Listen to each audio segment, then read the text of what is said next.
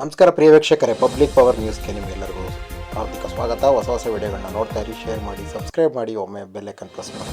ಕಾವೇರಿ ತೀರ, ಚಾಮರಾಜನಗರ ಜಿಲ್ಲೆ ಕೊಳ್ಳೇಗಾಲ ತಾಲೂಕು ದಾಸನಪುರ ಗ್ರಾಮದಲ್ಲಿರುವಂತಹ ಕಾವೇರಿ ತೀರದಲ್ಲಿ ಮೊಸಳೆಗಳ ಸಂಚಾರ ಬಹಳ ಓಡಾಡುತ್ತಿರುವುದರಿಂದ ಕಟ್ಟೆಚ್ಚರ ವಹಿಸಬೇಕಾಗಿದೆ. ಅಲ್ಲಿ ನದಿ ತೀರದ ಪ್ರದೇಶಗಳಲ್ಲಿರುವಂಥವರು, ಹೊರಗಡೆಯಿಂದ ಬರುವಂಥವರು, ಮಕ್ಕಳುಗಳು ಮತ್ತು ಕಾವೇರಿ ತೀರದಲ್ಲಿ ನದಿ ಪ್ರದೇಶಗಳಲ್ಲಿ ಆಟವಾಡಕ್ಕೆ ಹೋಗುವಂಥವರು ಭಾಳ ಕಟ್ಟೆಚ್ಚರ ವಹಿಸಿ ಎನ್ನುವುದು ಹಲವಾರು ಸಾರ್ವಜನಿಕರು ಮತ್ತು ಅಲ್ಲಿನ ಗ್ರಾಮಸ್ಥರ ಅಭಿಪ್ರಾಯವಾಗಿದೆ. ಮತ್ತು ಆಗಾಗ್ಗೆ ಕಾಣಿಸ್ಕೊಂಡಿದೆ, ಸುಮಾರು 6-7 ಮೊಸಳೆಗಳು ಓಡಾಡ್ತಾ ಇದೆ ಅಂತ ಮಾಹಿತಿಗಳು ಇದೆ.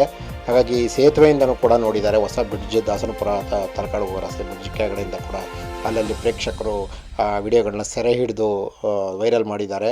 ಹಾಗಾಗಿ ದಯವಿಟ್ಟು ನೀವೆಲ್ಲರೂ ಸ್ವಲ್ಪ ಆ ಕಡೆ ಕಾವೇರಿ ತೀರದಲ್ಲಿ ಹೋದಾಗ ನದಿ ದಡದಲ್ಲಿ ಕೂತ್ಕೊಂಡು ಆಟ ಆಡುವುದು, ನದಿ ಒಳಗಡೆ ಇಳಿಯುವಂಥ ಪ್ರಯತ್ನಗಳನ್ನ ಮಾಡೋದು, ಇವೆಲ್ಲವೂ ಕೂಡ ಅಷ್ಟು ಸೇಫ್ ಇರಲ್ಲ.